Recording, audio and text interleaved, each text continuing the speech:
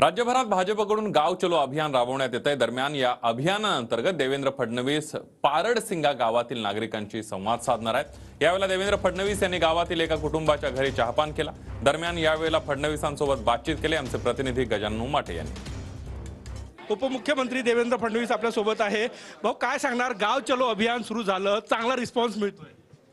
नाही, अतिशय आनंद आहे आणि या ठिकाणी आम्ही आलो आहोत आणि हा कुश जो आहे याची आमची भेट झालेली आहे आणि त्यांनी मला एक छान चित्र या ठिकाणी भेट दिलेलं आहे। त्याच्यामध्ये तो भारताच्या तिरंग्याला सॅल्यूट करतोय। शेवटच्या व्यक्तीपर्यंत पोहोचण्यासाठी हा भाजपचा प्रयत्न आहे। चांगला रिस्पॉन्स आहे, खूप चांगला रिस्पॉन्स आहे। शेवटी आपण समाजात वावरतो तर समाजातल्या प्रत्येक घटकापर्यंत पोहोचणं, शेवटच्या व्यक्तीपर्यंत पोहोचणं, गावापर्यंत पोहोचणं हा मोदीजींचा संदेश आहे आणि तोच आम्ही पूर्ण करतोय आणि लोकांचं खूप प्रेम मिळत आहे। या ठिकाणी आंबेडकरी चळवळीच्या कार्यकर्त्याच्या घरी तुम्ही आलेले आहे, स्वागत झालं, तुमचं आक्षेपण करण्यात आलं। नाही, शेवटी हा सगळा आमचा बृहत परिवार आहे। सगळे 140 कोटी भारतीय मोदीजी म्हणतात आपला परिवार आहे, त्यामुळे त्यापैकीच एका घटकांकडे आमच्या परिवाराकडे मी आलेलो आहे।